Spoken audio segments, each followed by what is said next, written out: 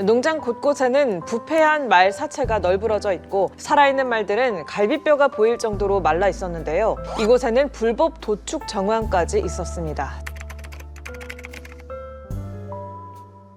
충남 공주에서 동물 보호하시는 활동가 분이 계신데 첫 발견은 그 분이 하신 거고, 그 다음에 그분이 비글구조 네트워크에 제보를 했고, 처음은 비글구조 네트워크가 상황을 알리면서 공론화가 되기 시작했죠. 제가 처음 갔을 때 사체가 또 발견이 됐어요. 쓰러져 있는 사체가 발견이 됐고, 타살로 추정되는 분기로 이렇게 이마에 찍힌 흔적이 발견이 돼서 전반적으로 마장이라고 불리는 곳이 온통 오물밭이어가지고 가장 먼저 얘네들 복지 측면에서 좀 고려를 한다면 현장 정리가 되게 시급했던 상황이었습니다.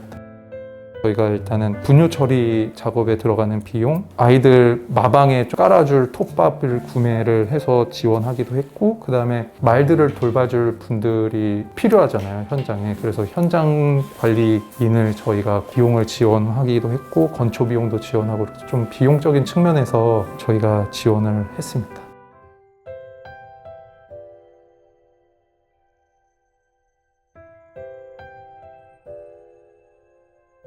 그 목장 주가 폐마 처리업으로 되게 유명했던 사람이에요. 우리나라에서 한 해에 1200마리 정도가 경주마가 은퇴를 하는데, 그래도 운이 좋으면 승마장에서 보호살핌을 받는 친구들도 있고, 그렇게 하다가 나이가 먹으면 쓸모가 없어지잖아요. 사람도 못 태우고 달리기도 못하고, 이런 경우는 말을 처리하는데 비용이 더 들어가요. 그러니까 이 폐목장 주는 그 말들을 무료로 그냥 자기가 데려와가지고 처리를 해준다는 명목으로 돈을 일단 받고, 그 다음에 걔네들을 전혀 보살피지 않겠죠. 데려오는 과정에서 수익을 1차적으로 창출을 했으니 얘 말이 어떻게 죽거나 다치거나 한들 본인은 상관이 없는 거죠. 그래서 치료나 이런 거는 전혀 고려하지 않고, 밥도 제대로 안 주고, 살면 살고 죽으면 죽고, 이런 방식으로 이렇게 방치를 하는 경우가 대부분이고, 그 다음에 그 와중에서 좀 쓸만한 말들은 뭐 도축장으로 또 보낸다거나 이런 식으로 하면서 또 부가적인 수익을 얻기도 하고, 2022년에도 저희가 부여 쪽에서 이런 방치되고 있는 폐축사 제보가 들어서 갔었는데, 그때 그 말들 소유주가 지금 이번 공주 사건의 소유주랑 똑같은 사람.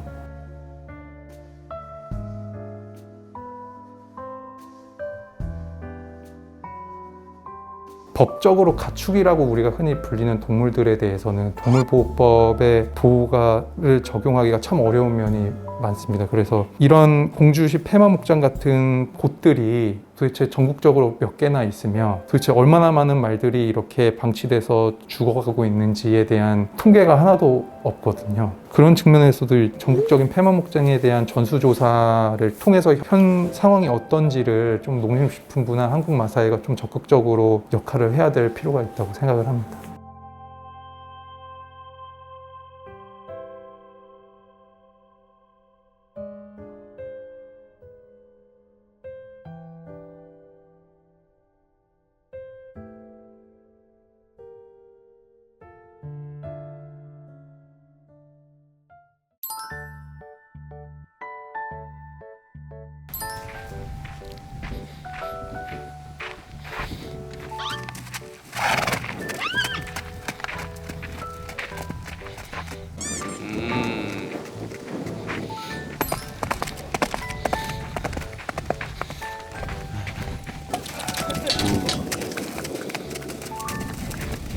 처음 왔을 때는 좀 많이 야위였고요. 이제 뒷다리 같은 경우에도 조금 문제가 있어서 뒷다리를 좀 쓰는 게 힘들고 좀 많이 야위였었어요.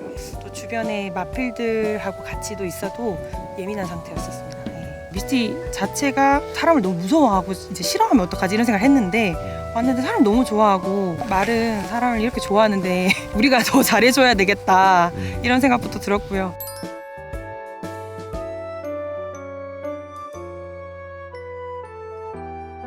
사실 가장 큰 문제는 지금 이력제가 의무화되지 않아서 이 말들이 그 이후에 이제 용도가 변경되었을 때 추적이 불가능한 상황이고, 그러다 보니까 이번에도 공주 폐마 목장 같은 상황도 발생을 하는 것이고, 이제 보시면 아시겠지만 충분히 다시 재활을 해서 사람과 같이 살 수 있는 말들조차도 그런 기회를 얻지 못하는 상황이 되는 것이고, 그리고 또 한 가지는 그렇게 굉장히 좀 비인도적이고 비윤리적인 상황에 처하더라도 뭔가 추적을 할 수 없고 정확한 현황도 지금 파악을 할 수가 없는 상황이라서 우선은 이력제 의무화를 통해서 정확한 관리 체계를 마련하는 것부터가 급선무라고 저는 파악하고 있습니다. 말이 이토록 사회적인 동물인데 폐마 목장에서 바로 옆에 친구들이 죽어가는 모습을 지켜봤던 말들의 마음이 얼마나 괴롭고 아팠을지를 다시 한번 떠올리면서 다시는 이런 일이 반복되지 않았으면 좋겠다는 생각이 들었습니다.